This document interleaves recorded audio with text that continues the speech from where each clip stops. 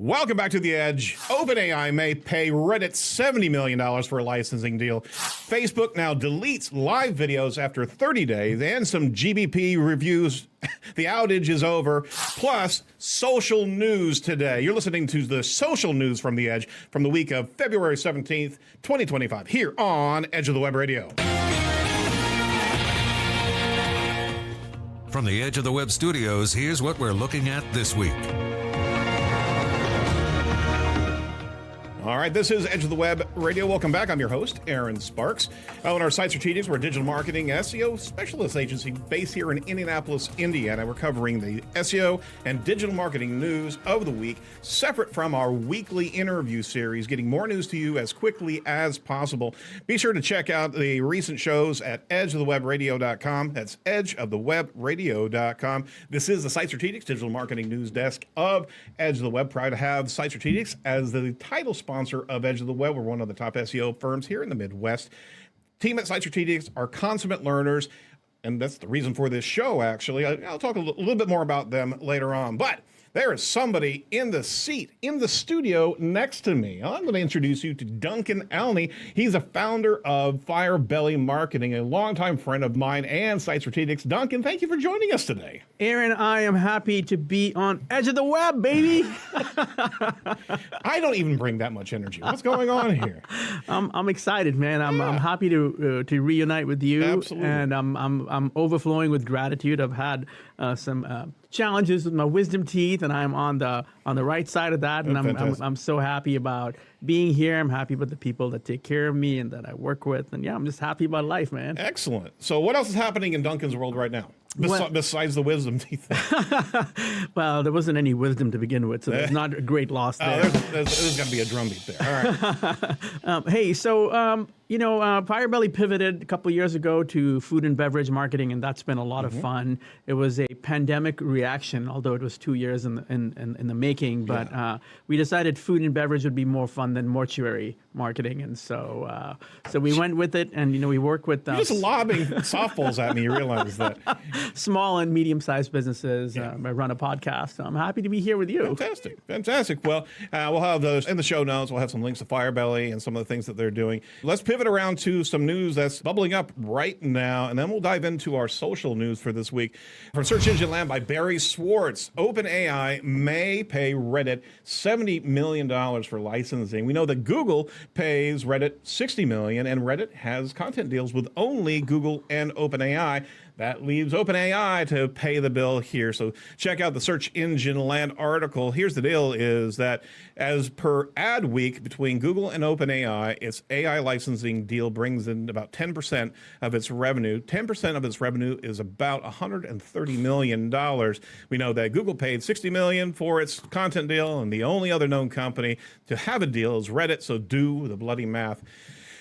So Barry actually spotted this via Glenn Gabe, who actually posted on X. He said, rough math, but interesting. Reddit told Adweek that its AI licensing deal made up about 10%. So there's the math itself here. So what do we know about the licensing deals when it comes down to Reddit and Google? The fact of the matter here is that we did see a huge spike in Reddit positioning on SERPs right before the deal actually went through here. And we also see a lot of OpenAI consumption of Reddit data. So all things being equal, having a direct line of sight with OpenAI, that means that ChatGPT is going to be pulling in that same data, if not more. Well, there's some cautionary tale there, because we've been seeing a heck of a lot of erroneous hallucinations inside of OpenAI, at least the early onset. It's getting a lot better here, but if LLMs and Gemini, for example, are processing this Reddit data, you got a lot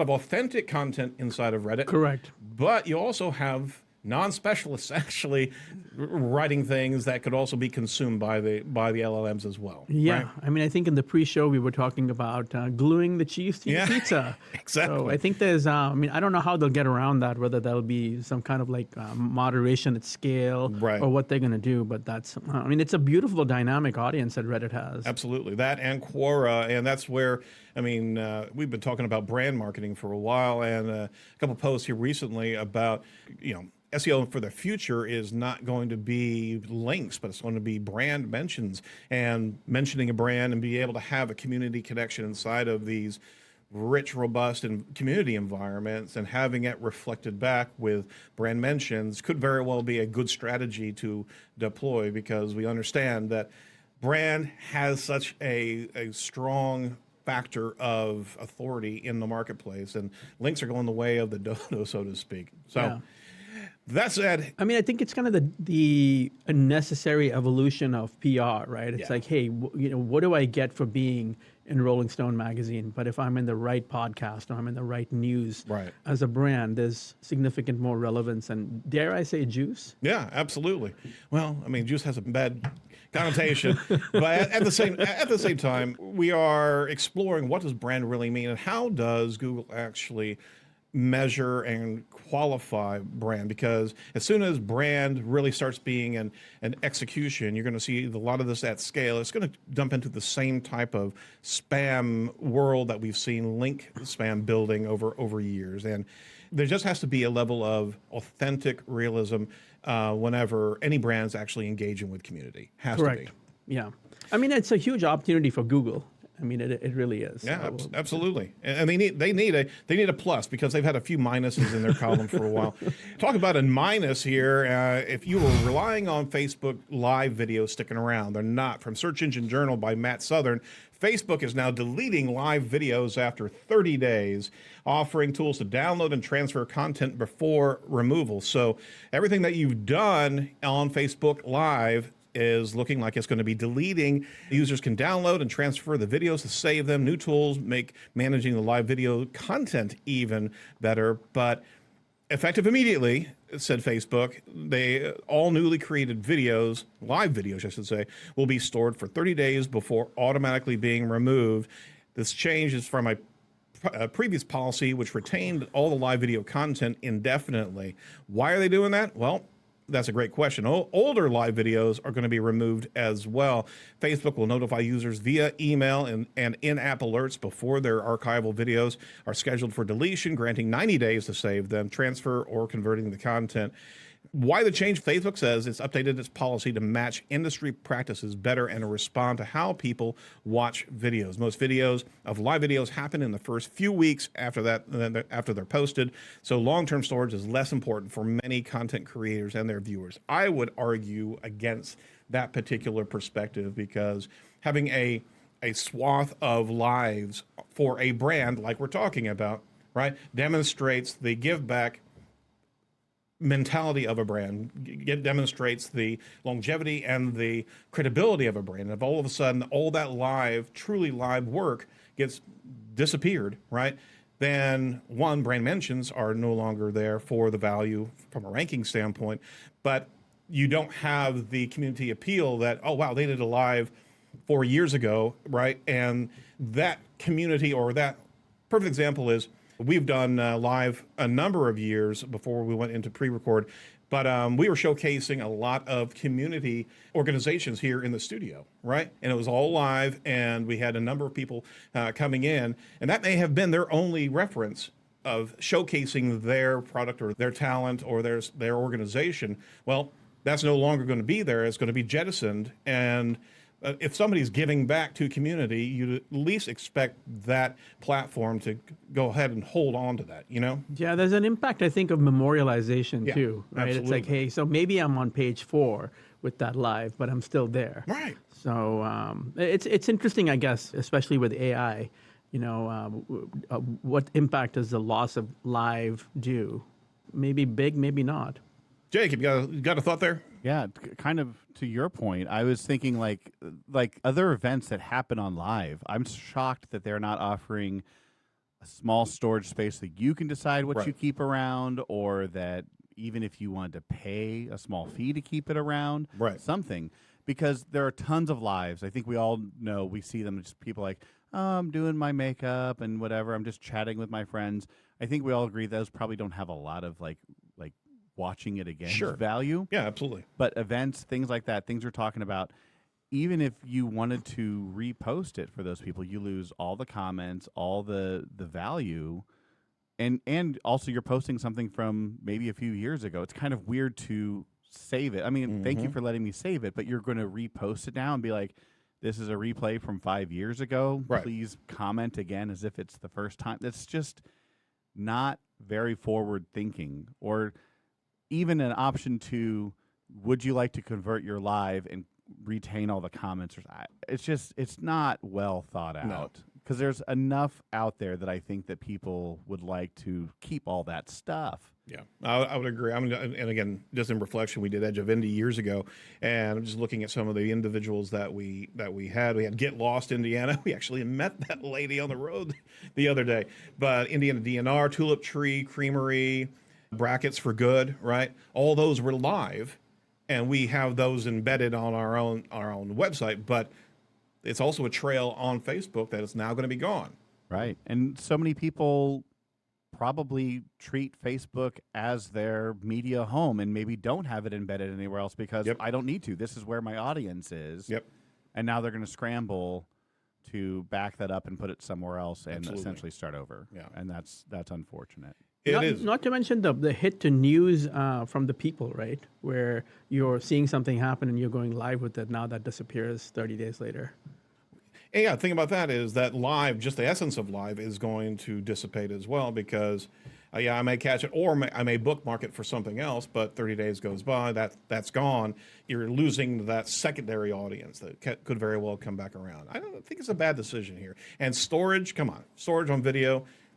You've got the storage, Facebook. Facebook hurting? Yes, Facebook. They must have something. Get a couple more SD drives. Well played, Jacob. Well played.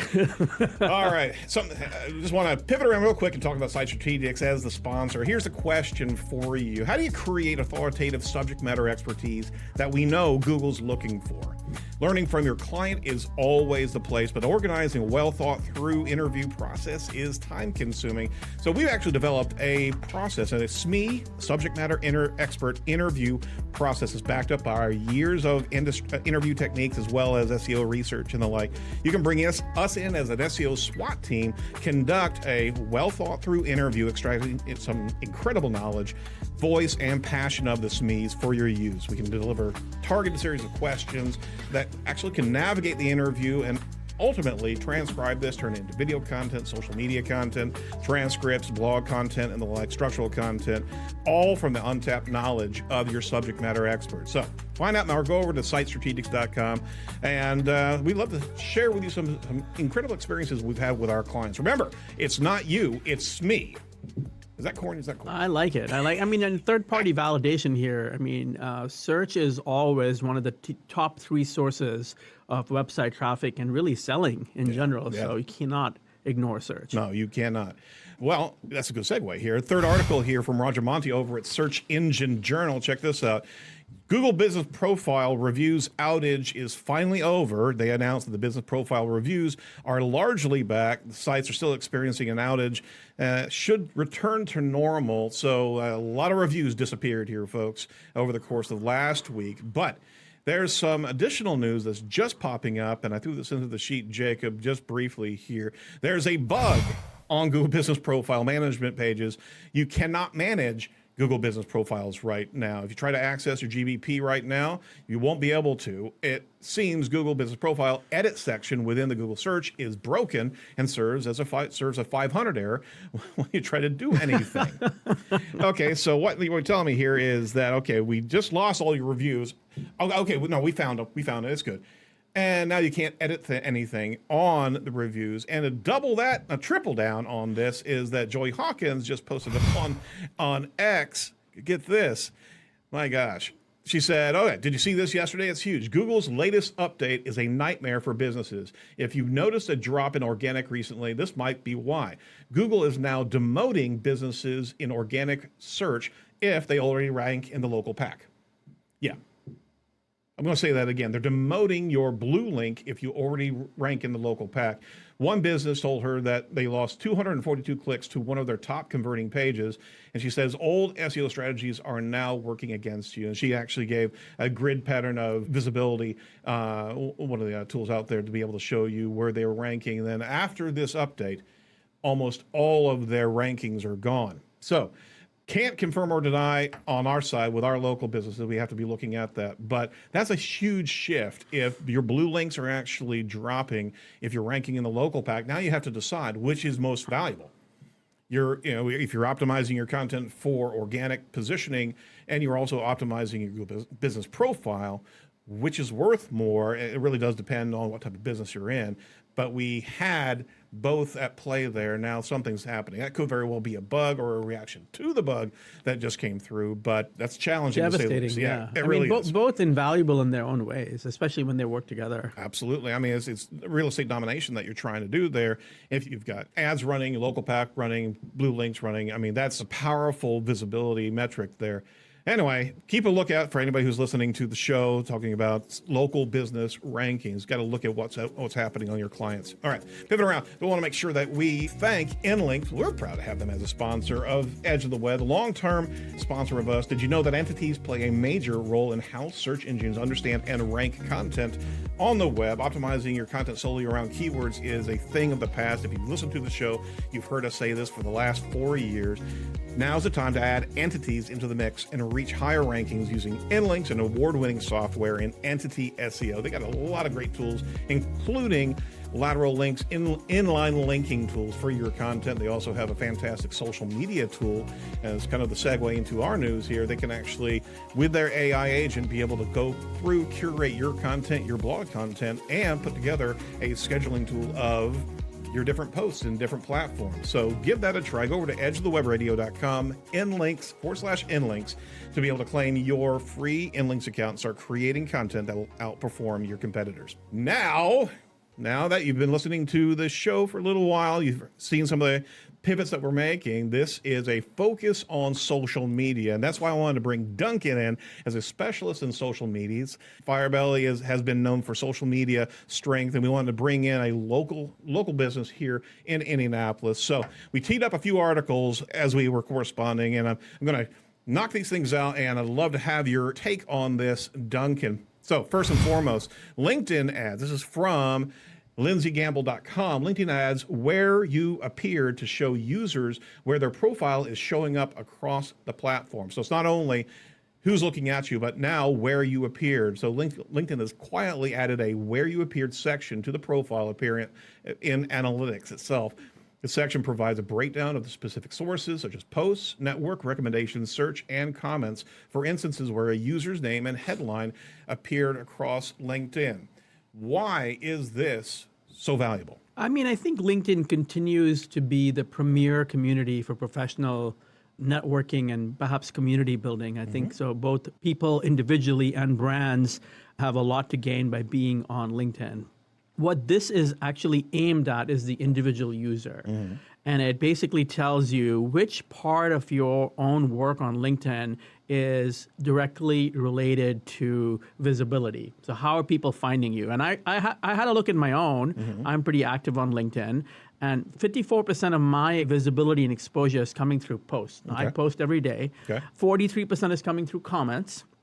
2% is coming through search, and 1% is coming through network recommendations. Hey, Duncan, you might know so-and-so from Hanover College, right? So I think it's a visibility play for individuals and helping them to optimize how they get seen. So I think it's valuable. And it's also valuable for LinkedIn to kind of showcase all the areas in which you are, to be able to prompt users that have a discrepancy or have a 0% in a particular area to start really capitalizing on that and pushing some content and interaction in LinkedIn, right? Correct. I, for one, think it's a great play by LinkedIn, unlike a lot of other platforms that don't reward their actual data, right? I mean, we are the product, right? And so by giving us more options to do a better job, it's actually great for them. Fantastic. So I think the advertising piece of it that LinkedIn does is benefited by this kind of, I mean, again, it probably only affects the top 10% users, but I think that's still, what is that, about 25 million people? Oh, wow. Well, it gives you an understanding of the portfolio of real estate that LinkedIn really does have, right? Tremendous. And it can be glitchy and people take pot shots at it, but you know what? It's a good user experience. Roger that. All right, next article here is from Meta itself. Supercharge your campaign performance with new Advantage Plus AI features and experimentally proven recommendations. So this is from Kresimir Karamfilov, there we go. You do this on purpose to me, didn't you? And Guillermo Spiller, some key takeaways here. They're introducing some new tools to help businesses maximize their campaign performance with more AI innovations and experimentally proven recommendations there. So what are they testing? I mean, I think that they're using LLMs to basically help you with your ad performance. I mean, I think the key piece here is it's probably better for the mainstream than it is for the sophisticated marketeer. Yeah. You know, I mean, not everyone can scroll and pay attention to their gut at the same time. So I think this is sort of like if you think about turn network expansion on, which helps them monetize, but it doesn't help you as an advertiser. So I think it's helping you with getting your campaigns set up, and it's going to help you with lead generation and shopping, conversion for shopping. But I think it's aimed at the mass market. But I think it's a good tool. I think it could really help the average marketer out significantly. Yeah, they had a couple screenshots on the Advantage Plus lead campaigns, and have a look at that in the show notes. We'll have all the articles here. Give it a try and see. Again, going into an experimental mindset, be very, very careful and watch what it's actually doing. It could very well be a boon for Meta as well, just for more advertisers to get into the space that don't want to have such a specialty to actually execute. But I'm always leery about AI taking the wheel. Yeah. You know, with Performance Max and everything that's inside of Google Ads, it's always a place where you have to set the hypothesis of what you're trying to test so you can see those metrics come back, because it could very well point you into a wall sometimes if you're not observing what it's actually adjusting. I think it's probably aimed at the marketer that's juggling many initiatives, not the specialized professional ads person. Yep. So, yeah, interesting. It is. Also interesting here, another article here. This is from Social Media Today. Check this out. TikTok rises to the top of the app download charts in January. Now, hold on a second here. How'd that happen? Wow. There's a small shift in the app download rankings for January, with ChatGPT taking the crown as the most downloaded app on iOS. That's scary in its own right. But along with this, TikTok rising to the top of combined app download charts. So we saw TikTok being pulled off of the App Store due to the DOJ bans, right, that were happening, and now we actually are seeing TikTok right back in place there as quickly as possible. So that said, what's your insights here? I think you got to dig below the surface here. I mean, okay, I mean, it's sort of like anyone that's pro TikTok is going to say, thank you, President Trump, for keeping things in place. However, if you deleted it or if you were trying to get on it, now you can't get on, right? Because the App Store is not permitting the downloads. But I think really this speaks to the globalization of TikTok as a very, very viable player. Indonesia, interestingly enough, was the biggest source of new downloads. So 10% of TikTok's downloads have come from Indonesia. And so I think you're seeing TikTok continue to show its resilience despite U.S. challenges. And it also, I think it just remains a viable option. All right, I got a thought here. You saw all of these iPhone sales that actually had TikTok installed. These phones were going for thousands upon thousands of dollars. Correct. Right, as soon as right before the banning and then right after the banning. Now, could that have been a new market created in Indonesia as soon as the app is back on the store, install on all of these, a truckload of phones, just to hedge their bets that it may very well get banned again, and now they've got another trove of app installs. Yeah, I mean, I think Indonesia, we just don't talk about Indonesia that much, right? We talk about Bali perhaps, but we're pretty parochial in our approach to Indonesia. Indonesia has a large market, and one of the things TikTok did was buy a local commerce giant to help with its local investment initiatives. But I think that has been the other piece, is that integrating the TikTok shopping experience is very, very prudent on their part. Okay. Another article here. Meta is launching a video editing app. Here's everything that we know about Instagram edits here. Check this out. Meta's actually announced a new mobile video editing app called Edits. That's innovative. It is what it does. Call for what it is. Just in time to edit all your lives you're taking down. That's right. Oh, too soon, man. Too soon. The announcement comes hot on the heels of ByteDance's CapCut temporary removal from major app stores as part of the TikTok ban. Nice connection there, leaving creators scrambling for alternatives. The timing is no coincidence, of course. Meta has a history of making strategic moves to fill market gaps. The article is focusing on when they launched Instagram Reels right after TikTok's ban in India, or Threads emerged as X formerly was going through its changes, right? So here's another tool that they're capitalizing on here. But I got to tell you, every one of these video editing tools has so much limitation. And again, maybe we're just spoiled here at the shop because we'll edit our stuff regularly, but they're good tools out there. But if you're really trying to have audience engagement, do we rely on those type of more simplistic tools to get the job done? I think perhaps yes, for the emerging use of on Meta, specifically Instagram, with Generation Alpha, and with Z's looking for ways to hack their work. I think it emerges as a nice alternative, especially with a high quality camera, trending audio inspiration, draft sharing, video insights. I mean, look, I got to say though, it just seems like Meta is really good at being a watcher of low-key predatorial opportunities. They don't ever they don't seem to do a good job of any new things or innovation. It seems like they're very good at getting into opportunities and making things better and building out their ecosystem. So absolutely. When you can't innovate, steal. Come on, Zuck. All right. Last article on the social media news front here. Pinterest predicts 20 bold trends for 2025. This is an interesting article, and it's newsworthy just going to a giant like Pinterest, and they're rolling out concepts of a lot of different trends in the space that you could possibly capitalize on. They have an annual trend report, Pinterest predicts, and it gives consumers, advertisers, a first look at trends you'll see everywhere in 2025. The trends show that more people will be leaning towards bold forms of expression and maximalism. I haven't used that word in a very, very long time. Maximalism. Wow. 2025 will be about making a statement. Individuals will look for ways to be able to stand out and engage all their senses through their style choices. So what are some of these trends, Duncan, that Pinterest is predicting? I think the piece that I'll start with, that Pinterest looks at hundreds of millions of posts and to develop its trend report. Yeah. And it's typically anywhere from 6 months to 2 years in terms of its relevance. And so you're seeing the ability to predict things that happen.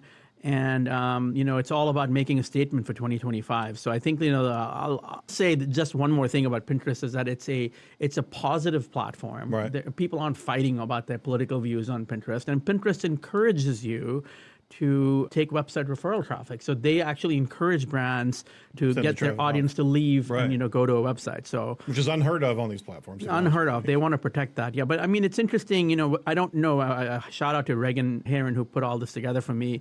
But I don't know if it's the Real Mormon Housewives that brought creative soda-based drinks into play, and then that took off, and then Pinterest saw it. But creative soda-based drinks, going to remote places over destinations.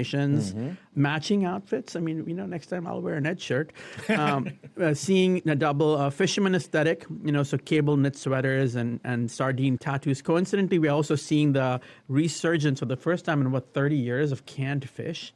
I mean, canned fish is super hip and it's much more tasty than it used to be. So I think and the last thing I want to say is their predictions have an 80% accuracy rate. Ooh, so it's definitely, if you're doing any kind of consumer-oriented work, or even if you're B2B and you just want a little bit of trend fuel, I think that Pinterest predicts is a must look. I mean, if all the social media marketers out there are always looking at Pinterest and updating their clients. So I think it's a very robust set of predictions. It's paying attention to a lot of other areas and bringing that into space there. The Castle Core MetaQuest on the 3S, they're actually saying, hey, this is a space giving medieval a major moment, finding home decor inspiration from ancient castles and rooting their fashion and accessories in Gothic times. I'm in. Let's do it. Absolutely. Antique ruby ring, blue medieval dress, castle house plans. Call your wife. So what is the difference between Castle Core and like goth? I mean, Well, I mean, I think you've got a heck of a lot of the medieval Renaissance infusion there, right? As opposed to just black wearing emo weird dances, right? yeah. I mean, I think there's more accessory potential Absolutely. with Castle Core. My guess is the answer is chainmail. Chainmail. Oh, nice one. Absolutely. So expect to see some heads on pikes as you walk up to your Gen Z's neighbor, right? They're replicas, okay? Yeah, please. That's some interesting insights there. So we'll want you to go off our show notes and have a look at those as well. And that may actually dial in some of your marketing strategy into 2025.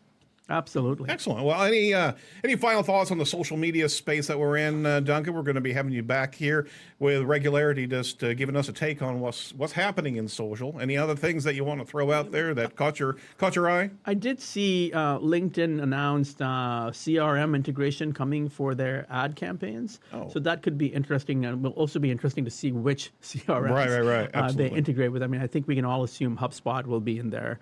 Will Pipedrive be in there? What are the other ones in there? And then Threads, interestingly enough, 320 million active users, out of which I don't know a single one, but Wow. they are now going to have ad visibility in Threads. So I think those are two interesting ones to keep in mind. Nothing is safe.